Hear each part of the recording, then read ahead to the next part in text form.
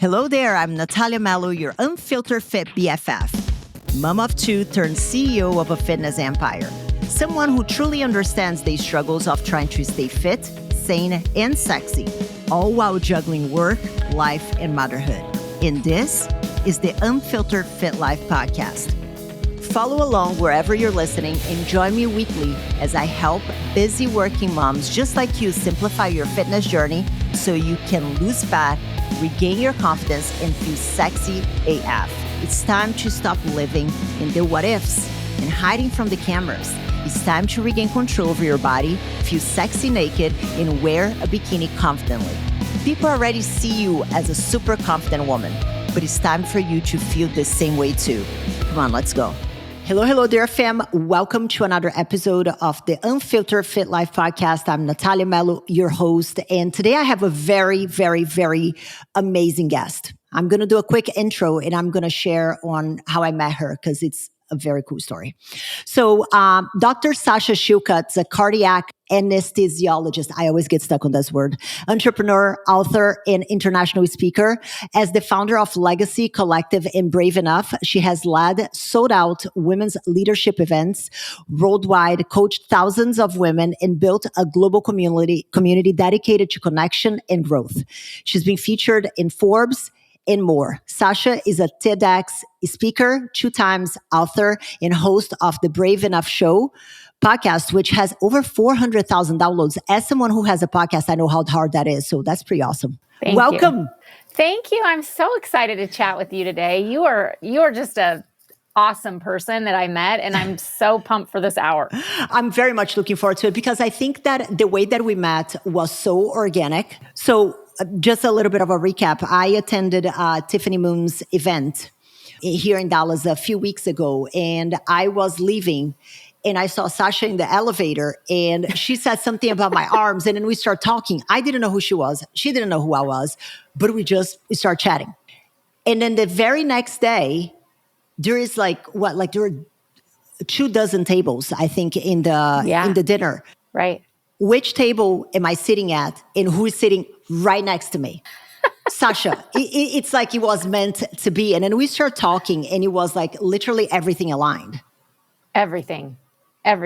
I was like, we were supposed to sit next to each other. I mean, first of all, I get in the elevator and I'm like, oh my gosh, I have never seen a woman who is so beautiful and has the most beautiful arms, like just gorgeous. I mean, you are stunning. Like you are someone that when you see you, you're like, oh my gosh, like stunning. Thank you. And then I was like, not only is she drop dead gorgeous and really fit, you are such an amazing person to sit next to and conversationalist. And I just hit it off with you instantly. I'm like, thank you, Lord, for this divine moment because wow. And so then of course I'm like stalking you, like on Instagram. And I'm like, whoa, okay. I love her videos. I love her humor. She's so smart and you're nice. A lot of people, let's be honest, that look like you are not as nice as you. Thank you. No, I appreciate that. It's funny. It's funny you say this because, events like that can be really a hit or miss. It really is about who you sit next to. It is. 100%. If you're stuck in a table that you look around and you're like, all of y'all suck. Yes. It's terrible. It is terrible. And then you're like, why am I here? Yes. I feel like I hit the jackpot when I got sat next to you. So I'm very excited to be here because I think that your messaging, especially as someone who could use all the quote unquote excuses to not, you are a physician, a very successful physician. So you could just be like, oh, I can't do all the other things because I'm just so busy doing this. And then you start telling me all the things that you do. And I'm like, do you sleep? So tell us about you. Who is Sasha? So I'm a cardiac anesthesiologist, tenured professor. I've been in academic medicine for almost 20 years. And about 10 years ago, I found myself in a really bad spot in life where I think a lot of women kind of, when they find success in their career, find themselves. I had 4 children.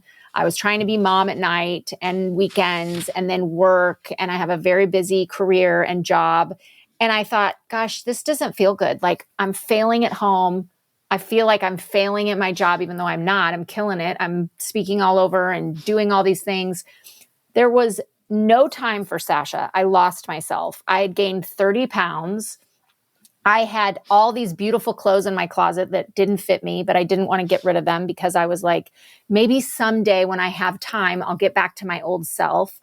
I love women, connecting with women, having friends, going out for drinks, I love traveling. I was doing none of those things. I just lost myself to my career and motherhood. There was like no Sasha left. Mm-hmm. And at the same time, someone I really, really looked up to and admired greatly, and I thought she was just phenomenal. She took her own life by suicide. And It was like a wake-up call to me. Like, if this really successful woman who I look at as having all the things, right, is now gone from this earth, like, that could be me. Like, why do I think that can't be me? I'm actually not really thriving inside. I look good on paper, but I'm not healthy. I'm not spending any time with myself. The bottom line was I was not prioritizing my health at all. So that was in 2014. And I had this wake up call. I started spending 30 minutes every morning by myself and before work, which was really early. It was 4:45 in the morning. But that made me start going to bed earlier. That made me, in 1 year, I lost a lot of weight. I started finding my joy again. I started telling myself, instead of being so busy that I can't cook healthy, I'm so busy, I'm going to hire somebody to help me cook. I'm going to hire a meal plan. Instead of saying like, I can't do that because I will miss my kids. I was like, we're going to have a date night every week with my husband. I just started prioritizing me, and I found myself like through that process, like the new me, not the old me, the new me, because I kept comparing myself to the old me, which I think we do a lot, and that's also not healthy. And at the end of 2015, I found myself so much healthier, but I was lonely. I was deeply lonely because I recognized like, okay, I checked all these boxes. I'm getting back to the old me. I'm wearing my fun clothes again. I'm shopping again. I'm going out with my husband again. But I'm lonely. I'm really isolated. Like, I don't have friends because I've lost friends over the last 10 years, just being out of touch, being so focused on being a mom and my career. So I started a text group and not with 9 women. And I literally sent out a text and said, do you want to be my friend? Stop. Yeah. This is how my company started. And they said, well, what does that entail? And I said, just be my friend. Just be my friend, encourage each other in a text group. And that group grew to a Facebook group with thousands and thousands of doctors, 12,000 doctors, like very quickly. And then that became my company, Brave Enough. And my company now that I run, one of my companies, I have 2 companies. That company has been going now for almost 10 years. And I lead conferences, courses, retreats, and coach women on work-life boundaries and how to really take back your time. And there's no excuses. But when we are women working and living in a patriarchal society, we just think we have to say yes to everybody. And at the end of the day, maybe when everything's done, we'll focus on ourselves. The work is never done. The house is never clean. No one is coming to save you and give you an hour a day for yourself. You have to create that. And so that's the work I do now, which is very aligned, I think, with your messaging as well. I literally just wrapped up a podcast episode that I was recording with my head coach, Jen, who is a counselor, talking about that, especially during this season, during the holiday season, that I feel like women tend to put themselves even more at the bottom of the priority list. Yeah. And I love your story. And I listened to you talk about in a podcast, because I listened to a few podcasts that you've been on, and you mentioned something that at one point in your career that you asked to start a community in an organization that you were, and they said no, and then you're like, bet. They said that you couldn't because you weren't like qualified, or is that when the text thing became a thing? Yeah. Because I thought, I didn't have an entrepreneurial background, a business background. And I grew up in this very like medicine. This is what you do. You do this for this organization and you follow the rules. And I was like a girl that followed the rules. Right. And so I thought, I have a great idea. My organization likes me. They're going to say yes to me. And my organization said, we don't want you to do that. We want you to practice anesthesia. You don't have enough experience in that. You don't know what you're doing. And that was the best thing that happened to me, the best rejection, because in that moment, it made me, number one, ask myself, is this really what I want to do? Am I going to let some, white male who's 60 years old sitting in an office tell me what I can and cannot do? Or am I going to pull up my big girl pants and figure this out on my own? And I thought, you know what? Every day I go to work and I take people and I put them completely unconscious. Sometimes I cool people to 18 degrees and I wake them up again. If I do that, I'm pretty sure I can lead a group of women and start a business. And it made me separate from what I wanted someone else to take the risk on and someone else to give me permission to do, and really stand in my own power and stand in my own agency. So I'm so thankful that that institution said no, because I have what I have now because I had to learn how to do it myself. I love that because, whenever working with very successful people, which I know that you do as well, there is always a pattern of behavior among successful people that is that, like, you have the choice of looking at a circumstance and being like, oh, you wasn't meant to be, it is what it is, or looking at it as a stepping stone, a learning experience, an opportunity. And I think that that's the difference between the people who succeed and the people who don't, because people who don't, they would look at a circumstance like this and fall into the victim mentality. It's like, they don't like me, blah, blah, blah. And then they would perpetually, like, that's one of the reasons I left Brazil, because I'm like, y'all just keep on rinsing and repeating the same bullshit from the previous person. I can't. Like, something has to change. Yeah. And can we just take a moment to also recognize that nothing really good in your life comes easily, like without hard work. I mean, I see all these influencers and entrepreneurs posting, I work 20 minutes a week and I make $3 million. No, you don't. Don't post that, because that is not true. The people who are out there being successful, running companies, putting out their message, are working incredibly hard to do so. Nothing comes that is big in your life and wonderful in your life comes from easy. Nothing that is important comes easily. Like, you have to work, you have to put yourself out there, you have to be willing to fail and willing to make mistakes. But the difference is, oh, woe is me, like this horrible thing happened to me, like my institution won't let me do this, so I'm just going to shut the door. No, my institution said no, a door was shut, so how do I open the next one? What do I learn from that? And what do I do next? 100%. And one thing that you mentioned that we talked about whenever we were having our conversation in the dinner, that anytime that somebody interrupted, I'm like, shh, we're talking. Stop it. Get out. Anyway, they're like, well, but look at them. Like, I don't care. We're having a great conversation here. Go away. You mentioned something that was work-life boundaries. Mm-hmm. Can you explain to me what that is? Yeah, I mean, I think it's very different than work-life balance, because at the end of the day, what you and I want are boundaries. We want to spend our time doing the things that matter most to us. I love to work personally. I love work. And I used to try to hide that part of myself. And now I'm like, no, let's stop hiding that. I love working. However, is a time where I don't want to work. And when I don't want to work, I want to make that choice. I don't want someone else telling me, right? So, like, it's not about working for 10 hours a day or 8 hours a day and then having fun or whatever. That's this kind of, I think, lie that we've all bought into, is this balance. What we really want is control and work-life control. And that comes with boundaries. Learning how to set boundaries with yourself, learning how to set boundaries with other people, learning how to set boundaries around people, places, projects, all the things that don't feed us, that don't really ignite us.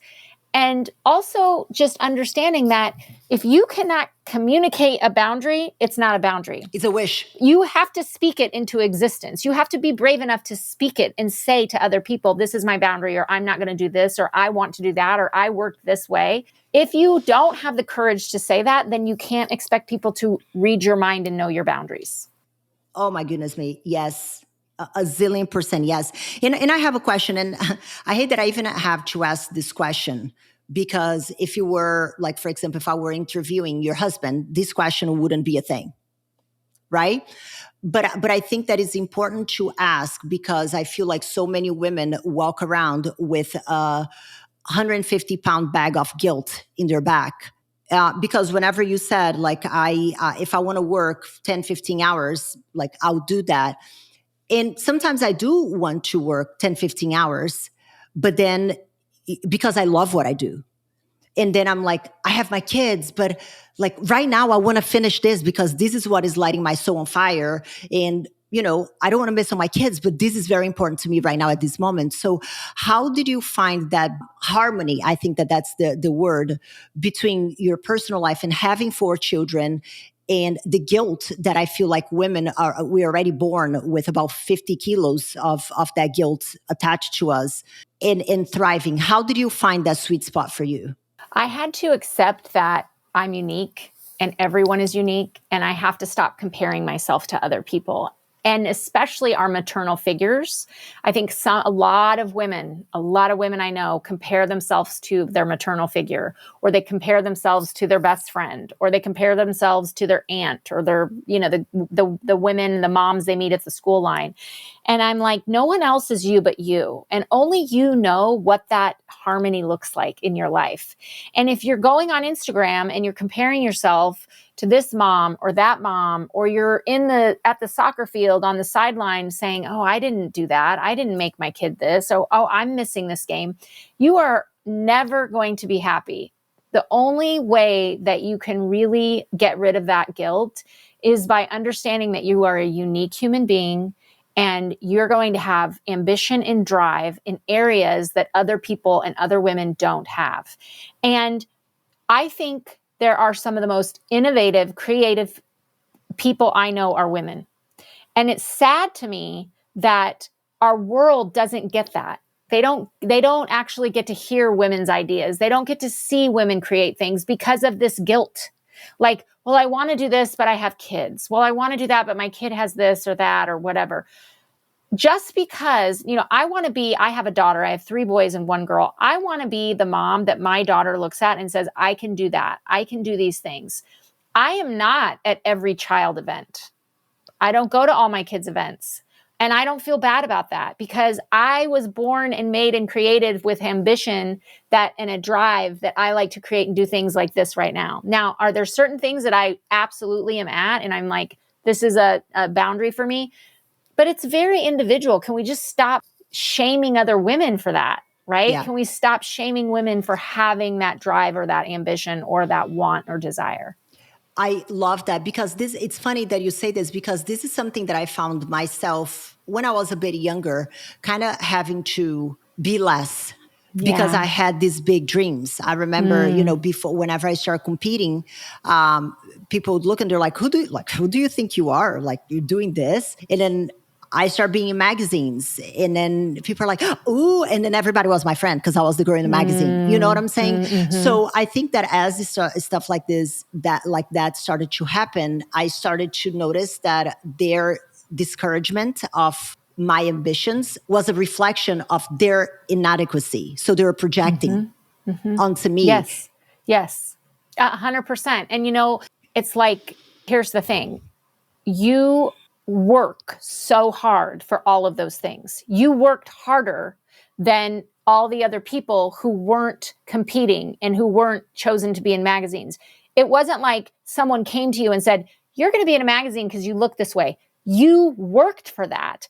And this is the sad thing, and it's women and men, and a lot of times it's more women, I think, than men. We are not comfortable with ambitious women, and we are not comfortable when women work harder than we do in certain areas. Like, the reason I could look at you in the elevator and be like, oh my gosh, you are gorgeous and your arms are amazing, is because I saw your arms and I was like, she must work so hard at that. Like, nutrition, all lifting weights, all the things, she is killing it. And I know I don't have the desire to do that. I don't have the drive to do that. And I'm looking at you and I'm like, that is amazing. That is what a woman who works hard. That is what I saw. And see, instead, you have 2 responses to your ambition and your success in life. You have women that you inspire, and you have women that you make feel bad. and you don't make them feel bad, they're feeling bad because of their own insecurities and projection. And it happens to all of us, right? It happens to all of us. We all get like insecure. We all have insecurities. I have insecurities. And we look at people and go, I don't like that person. Why? Because they're reflecting my insecurities. And so I think a lot of women play small because they want to be liked. And they don't want to be ostracized. I have never, ever been ostracized as much as when I am successful and winning. I don't even want to put my success online because a lot of times I'll get backlash and I'm like, oh gosh, I don't want to tell that I won this award or that I'm doing this thing because I'm going to get backlash. When really, there's going to be about 20 or 30% of women who see that and I inspire them. I should worry about those 20% and I should put out my success to inspire those 20 or 30% and ignore the people who are going to be like, oh, she's bragging. No, I'm talking about the work I put in and the success that came from it. Yeah, oh my goodness me. I'm about to get whiplash from nodding so hard here because yes, I think you're just putting to words something that I have thought for a long time, but I struggle to articulate. And I thought, funny that you say, I thought it was just me that a lot of time, like funny. One time I shared, my husband and I, we have real estate properties. And I mean, I came to the US with nothing. I came here with $300, like had to collect quarters out of my floor to buy the dollar menu at Wendy's to be able to have food. Wow. So you see, like, so I feel like I'm very much the American dream. So now you are. I have my family and we were able to buy a property to become landlords. Wow. And I shared that. And like the story was about the achievement and the hard work that it pays off. Do you think that that's what people saw? Right. No. But Nathalia is showing off the things that she's buying. I'm like, I'm not showing off anything. I'm showing you what's possible when you have the will and the grit to show up repeatedly. Absolutely. But Greg Cardone is posting pictures in a Rolls Royce and in front of a jet, and all the men are like, amazing, you're just so good. Yes, but you don't see that with women. No, we don't see that with women. And, it's funny because just the other day I was talking to someone who is, he's a physician, and he said, how is your little side hustle going? Oh, and the I nerve. said, I don't have a side hustle. And everybody kind of got quiet because they were waiting for me to respond. And I said, all the men were sitting there. I was the only woman. And I said, I don't have a side hustle. And he said, well, oh, you don't? You got rid of your side hustle? I said, no, I have a company. I have 2 companies. I have employees. I run a business. And he's like, well, there's no way that you can run that and have that be a business and do this. I mean, someone's doing it all for you, right? And I wanted to say to him so bad, no, you can't imagine how you could do that. So you're taking your limitations and you're placing them on me in a construct that fits your brain. But actually, no, I just said, no, I actually do run the company. I run the business. I run the business. And he said, well, how do you have time to do that? And I said, well, I don't watch television because I don't. I don't have a lot of time on social media because I don't have time, but I just choose what I do. And I hire a lot of help in my house and other things. But I thought I am not going to play small anymore because what he wanted me to say was, oh yeah, it's just a side hustle. And if it's not a side hustle, someone else is doing it, because he could not conceptualize how he could be a doctor and not do that. He couldn't do that. So certainly I couldn't do that as a woman, right? And this is what we have to stop doing. We have to stop putting people in boxes and making people feel bad for their success or their gain or their whatever they're doing in life that is the result of hard work, right? Like that's what we should be celebrating. 100%. And one thing that I see, Sasha, a lot in healthcare with working with physicians, working with nurses, is that anybody that goes into that line of work is because they care. You know, like you don't become a physician and a nurse and, wiping people's poop and stuff like that because it's fun. It's because you're really passionate about being a caretaker. And so with that comes a lot of people pleasing tendencies. Yeah. And that's something that we see a lot, even in the fitness side of things, the people pleasing, which is a survival skill for a lot of women. So how do you help someone break the pattern without feeling like they're suddenly becoming selfish or difficult? I know you love this word. You're difficult. I love it because this is the number one question that my clients ask me for coaching. The number one thing they come to me and say, I want to, and what they're really saying is, I want to be liked and I want to be well. And I say, you can't. You cannot be liked and stay well. You can be liked and be a people pleaser and do everything for everyone all the time, and you will end up with a heart attack, with a substance abuse issue, with a broken marriage, with kids that you are not connected to, and miserable depression, anxiety in your life, and people please all your life to make people like you.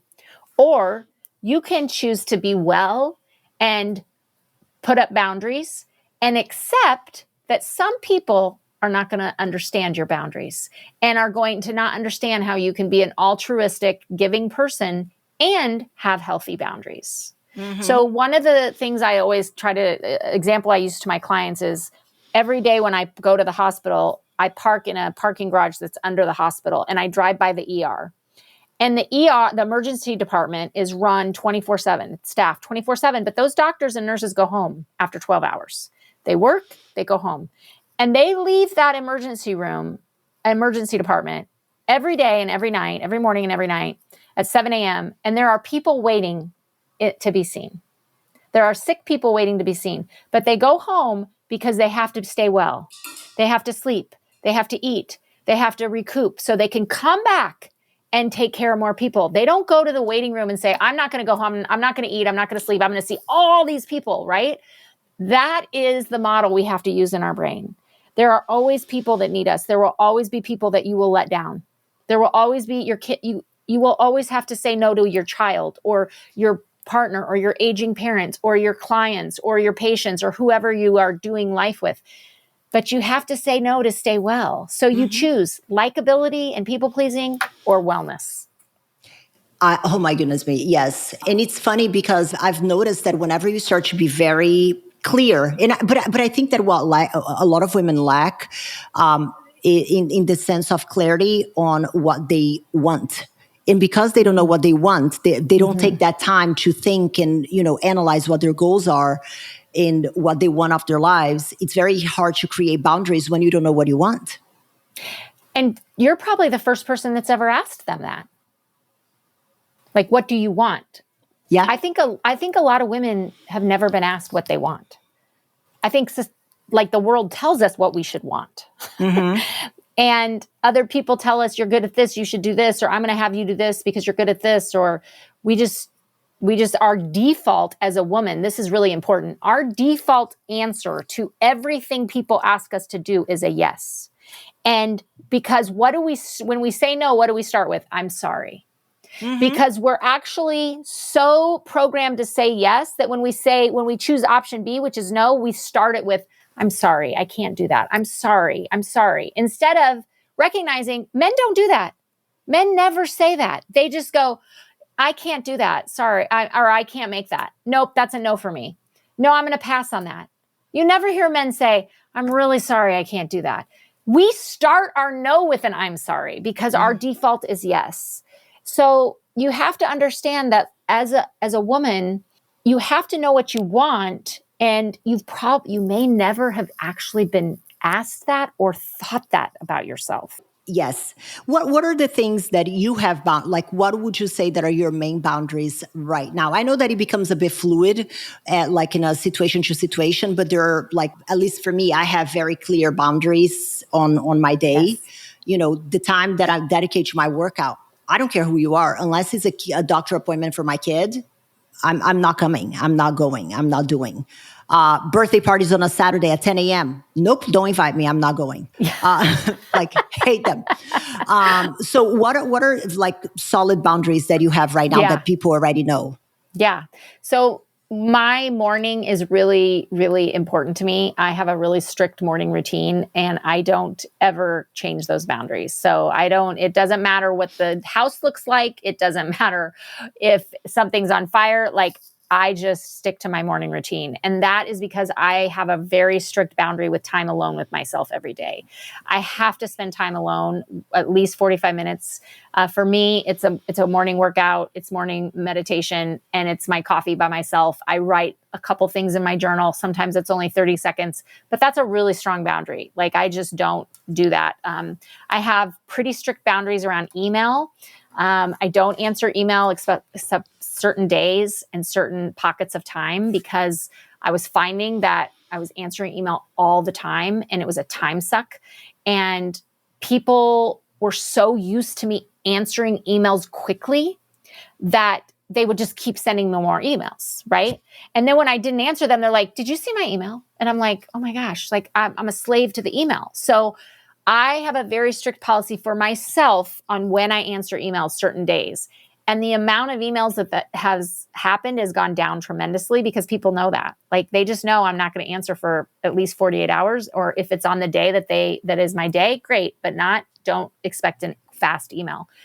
I have another boundary around text messages. I used to answer every text message that someone would send me. I do not do that. I think that there are boundaries that we need to have in place with our cell phones.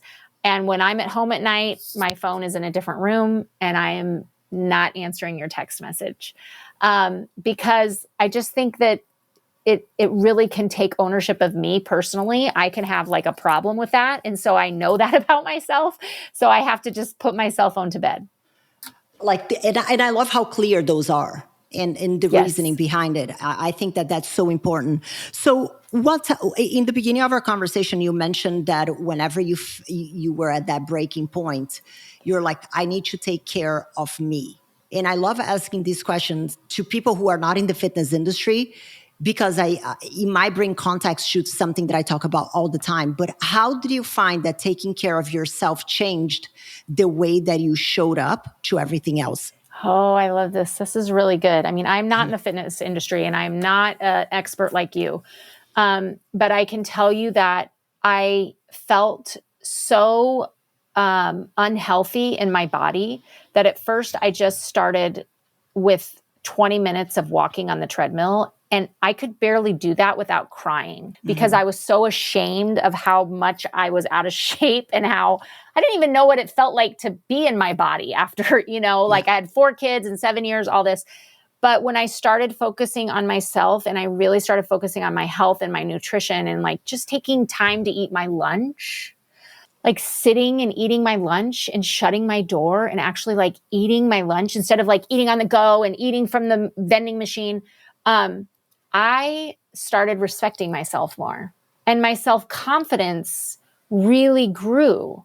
And so much so that I think I might have told you this. Some of my colleagues at work honestly thought I was having an affair. And they were like, one of my friends actually said, "Do you know what everyone's asking? They think you're having an affair." And I said, "I am having an affair. I'm having an affair with myself." But it made my self-confidence grow so much. And it also made me realize like how many things I actually have to say no to stay in that world where I put my health first. I was saying yes to everything, and there was no space for me. Why did I just kept thinking like, oh, when the kids go to bed at the end of the day, like I thought there was some fairy that was going to fall out of the sky and be like, "Here's hour 25 for you, just you, Sasha." Like, it was ridiculous. And I was like, oh my gosh. And so it started really affecting the way I walked into a room, the way I saw myself, my confidence, my joy. And that honestly is what made me reach out to other women, because I felt like I deserve friends. I didn't even feel like I deserved friends when I was so burned out and unhealthy. I thought, who's going to want to be my friend, right? Like, I don't even deserve friends. But it just clears your mind of so much when you start sleeping better, when you start eating better, when you start really putting that into yourself. And it just started on the treadmill with like 20 minutes. And then I was like, I think I should learn how to lift weights. I'm going to start going to a trainer. Okay. Like, this is just kind of what snowballed for me. I love that, because I feel like a lot of times women especially don't make the connection of how not feeling their best impacts how they show up in everything else in life. You know, 100%. they think, oh, it's just like the 15 pounds. Oh, it's not that big of it's just 15 pounds. It's fine. It's fine. But it's not fine, because if it is sending the message to everybody that you don't respect yourself, Yes. it automatically tells others that they don't have to respect you, because you don't even respect yourself enough to take care of you. Correct. And you know what? I think it also just really humanizes you, because you realize like you do have a limit. You do need 7 to 8 hours sleep a day. In fact, sometimes you need more than that. And I remember thinking, oh, I don't know if I should sign up for this coaching personal trainer. It's a lot of money, and oh, I don't know. And then I was like, you know, if somebody came to me and said, your kid is struggling in this and they need this, you would write a check tomorrow for whatever they needed. You'd be like, oh, here, coach my kid, tutor my kid, help my kid, right? But why would I not do that for me, who is taking care of 4 little people? Like, I should be at my tip-top shape because they depend on me, right? So it's a change of the mindset. I find a lot of that in healthcare providers. A lot.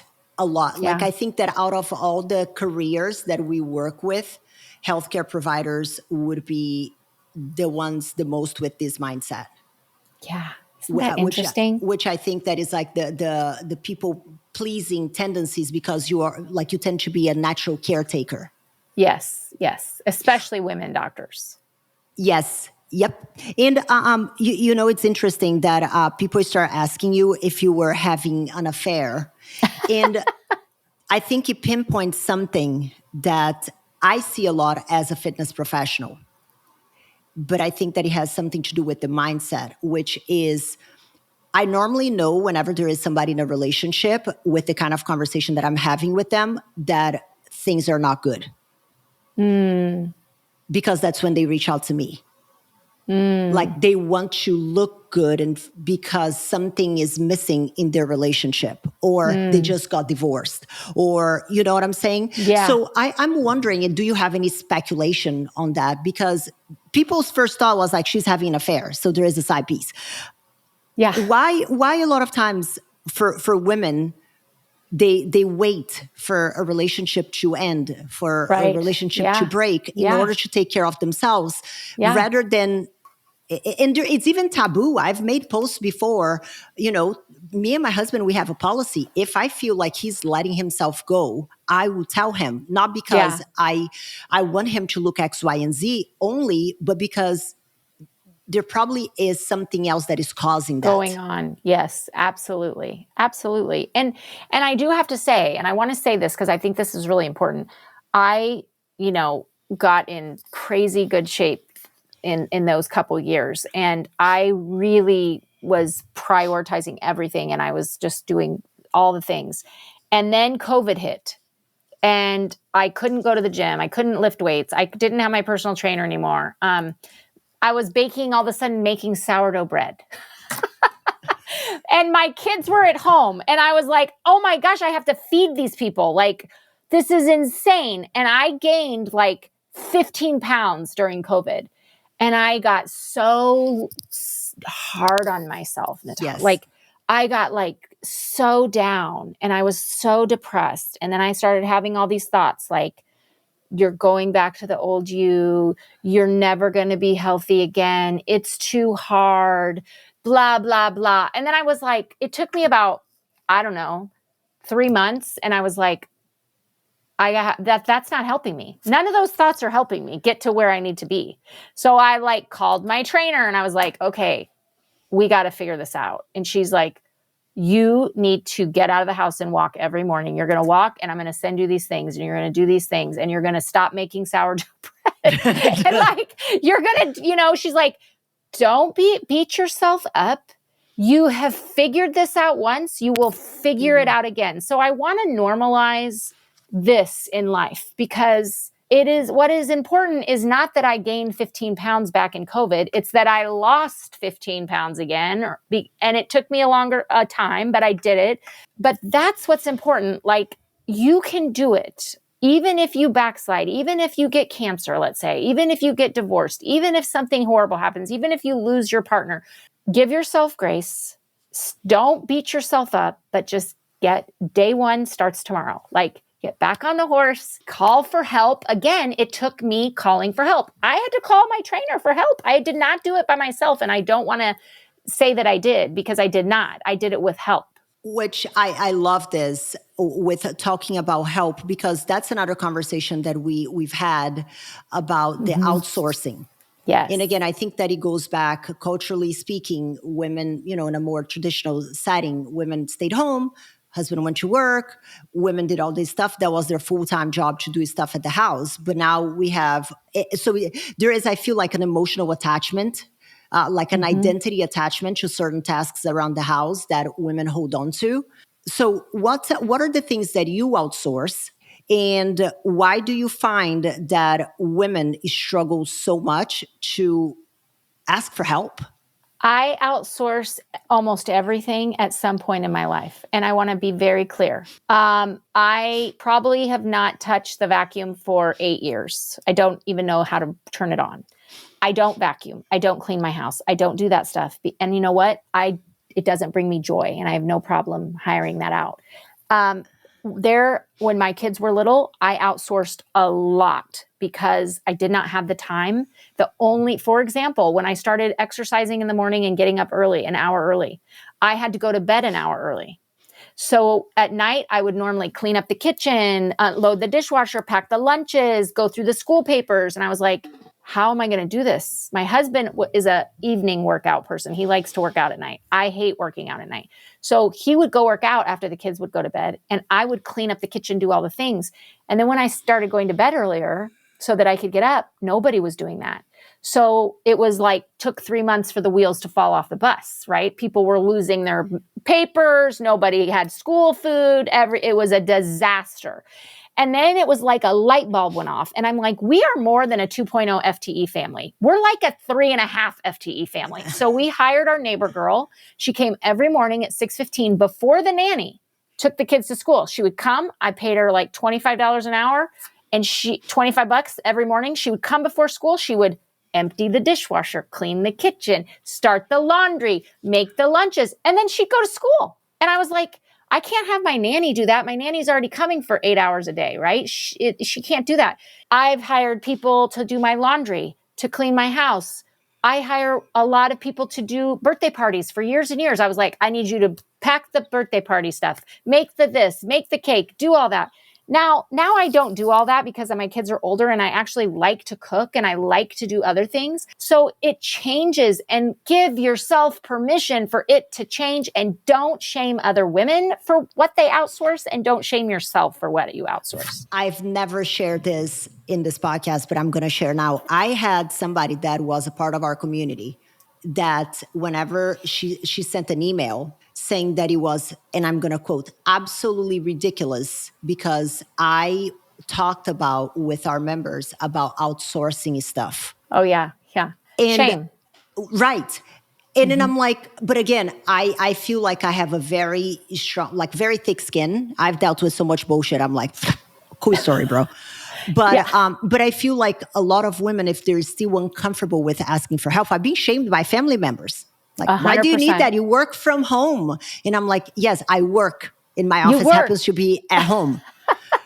So I think that there is a lot of shame as well within the family. Like, I had to almost do at first. Yes. In the very beginning of my relationship with my husband, I had to do a PowerPoint presentation nearly with the math on how it worked for us to get help with cleaning people to help.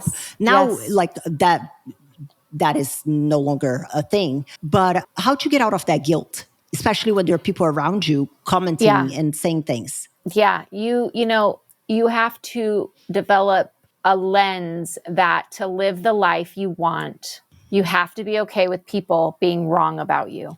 You will never live the life you want if you are not okay with people being wrong about you. And there are a lot of people who are wrong about me and wrong about you.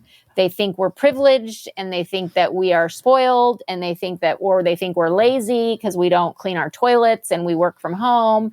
And that's okay. I've gotten crap for years in my job because I have people that I clean my house and do this and do that. I pay them to do that, and they like to do that. I hire people, and I'm paying them for a service, and that is my prerogative. And I'm okay with people thinking whatever they want about me. But if you are, again, it comes back to being liked. If you're so worried about being liked, and a lot of times it can be family. I coach a lot of women who are like, I don't want to tell my mom that I'm hiring a housekeeper. I don't want to tell my mother-in-law. I have to keep it from my mother-in-law. I'm like, why? Why do you have to? Does your mother-in-law, is your mother-in-law a trauma surgeon? She's not a trauma surgeon. Guess what? She doesn't get to weigh in on your life, like on whether or not you hire people to clean your house. But it is so painful because it's shame, and shame is such a strong emotion, and none of us want to ever feel shame. Like, I will feel anything other than shame. Tell me you hate me, but shame me, it's like it's a knife to my heart. And so I think it all comes down to that, like, touching that shame center, and like, oh, it feels so horrible, especially if it's from someone that we love and admire. And just being aware of that, just being really aware, like, am I shaming another woman? Am I writing a comment or saying something, or even a face? Am I giving a face that's going to come across as shame? We have to be really aware of that, because shame is so powerful. No, I agree. And I think, I love that you mentioned a family there as well, like that a lot of times. And I think that a lot of times it comes from the spouse. Yes. Oh, 100%. Like, I see a lot, more than I would like. And what are conversations that we as, coaches can have with these women to be okay with speaking up their needs? I think that it's a two-layered question, because I think that the first one is that a lot of times they don't voice their needs. Yes. And then whenever they do voice their needs, it kind of comes off a left field to their partners. It's kind of like, you never even said that was a problem. Yeah. So I talk about this in my book, my first book, Between Grit and Grace. I talk about how I was skiing every year with my kids and my husband, and they all love to ski, and I don't like to ski, but I would do it every year because it was like our family thing, and I wanted to be a good mom. And I remember going to the top of this one run, and I looked down, and I was like, I don't want to do this. And I looked at my husband and I said, I'm not going down this run. And he's like, what? And I'm like, I'm not doing it. And he's like, what are you talking about? I'm like, I hate skiing. I don't like it. I only do it because I want to be a good mom, and I don't want to do this. And he was like, okay. And the ski patrol came right at that. I think he thought we were going to punch each other or something, or I was like losing my mind. I'm sure he was like, who's this crazy woman?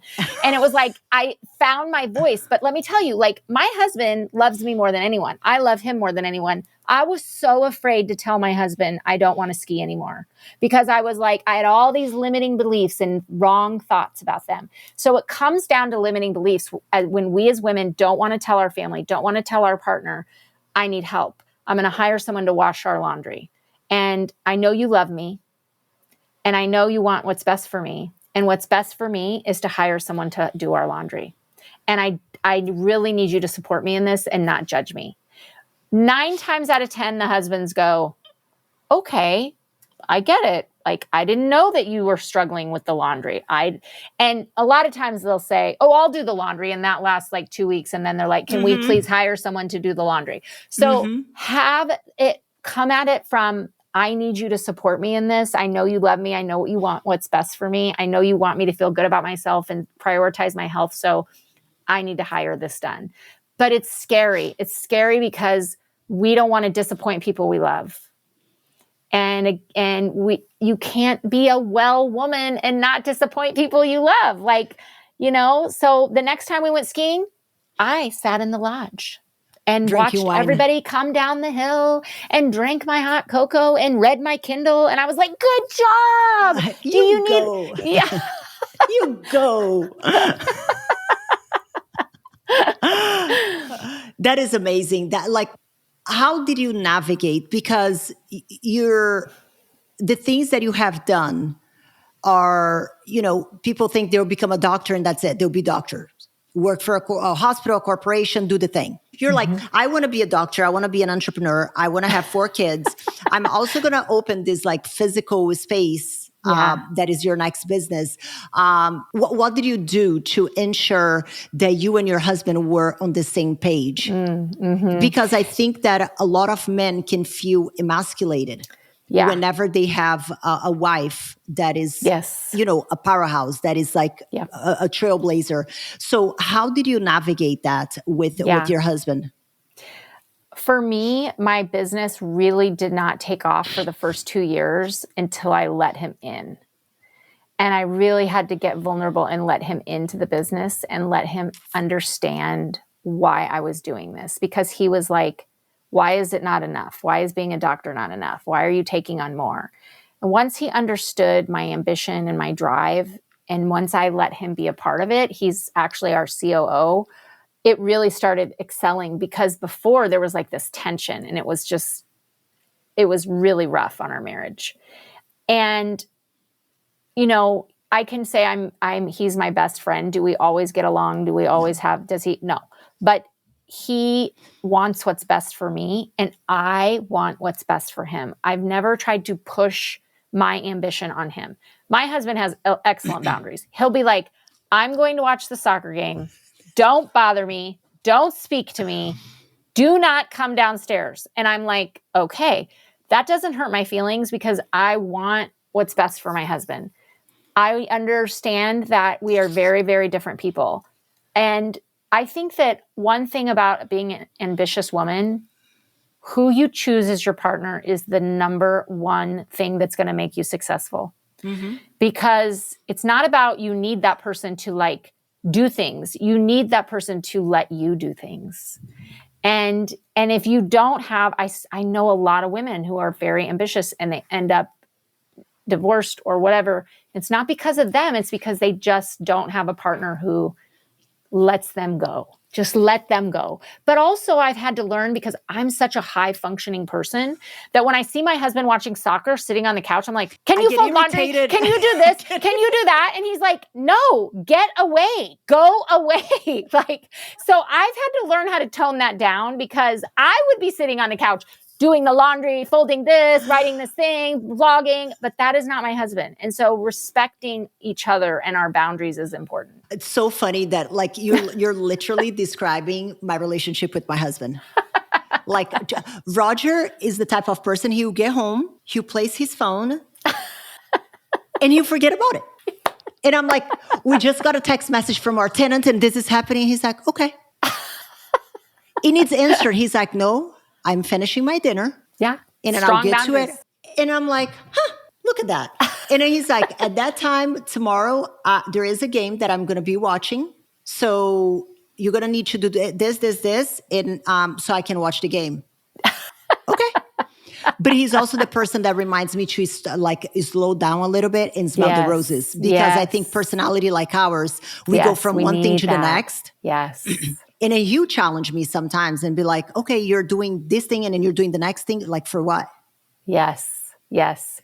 And my husband will say to me, like, I will get jealous and angry. And then I start projecting my anger on him because he's relaxing, or he's in the hot tub, or he's watching a game or whatever, or he's going to play golf for 6 hours. And I'm like, I have been working all day and I have been doing this. And he'll say, choices. I didn't ask you to do that.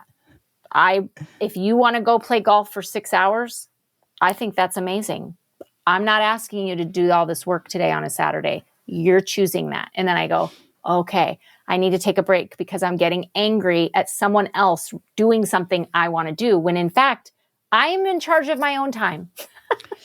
Consequences of your actions. And I think that 100%. that is like a beautiful example of taking ownership. Yes. And I think it's the same. Also, I see a lot with like on the fitness side of things, which I'm sure that is a reflection of other different areas of life. Oh, I can't lose weight because my husband orders pizza. Okay. Is he shoving the pizza down your throat? Right. No. Okay. Right. Then it's not your problem. Yes. Does it make it a bit harder? Sure. But right. Does it require a conversation? Perhaps. right? A difficult conversation. Are you afraid to tell him, I'm not going to eat that pizza. I'm going to eat this other thing? Like, it's just so interesting how we are just made to be compliant to and make people happy around us as women. And again, it comes back to being well. If you want to be well, you're going to have to disappoint nice people. You're going to have to say no to the people you love.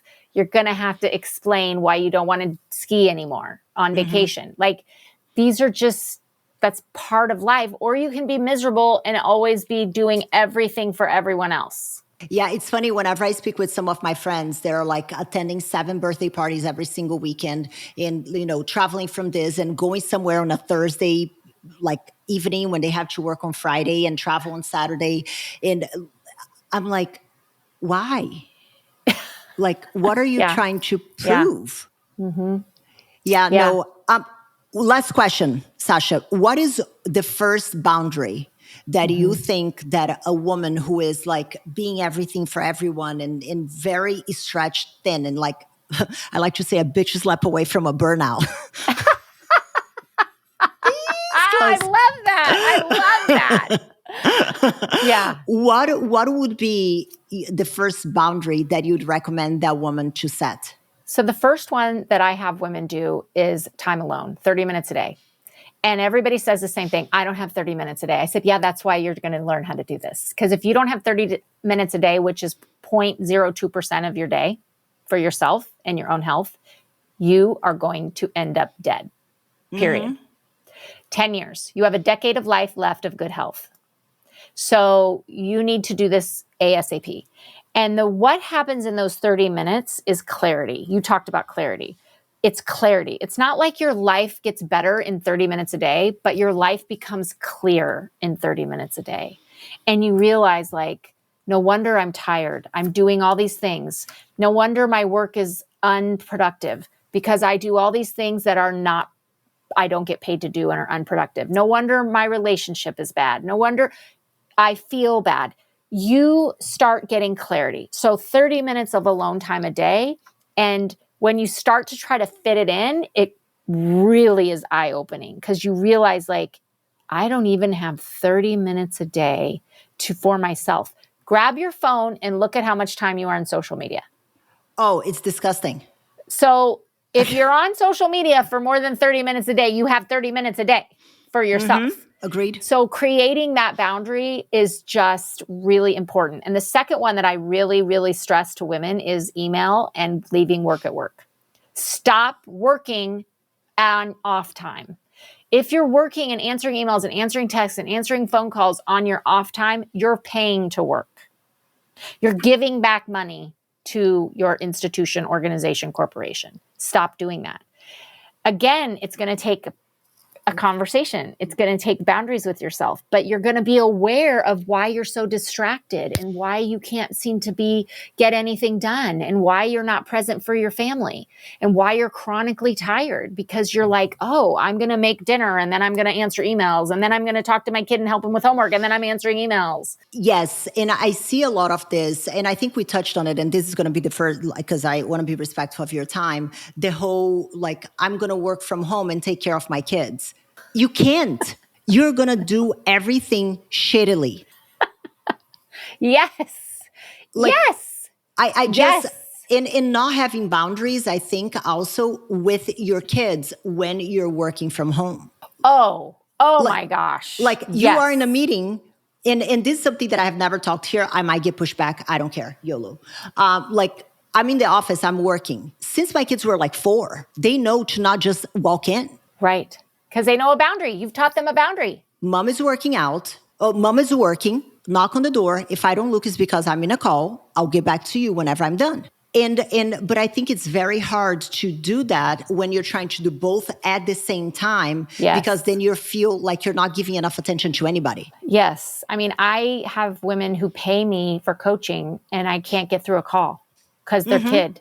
And I'm like, you need to teach your kids boundaries when you're on the phone. And they're like, oh, my kids won't do that.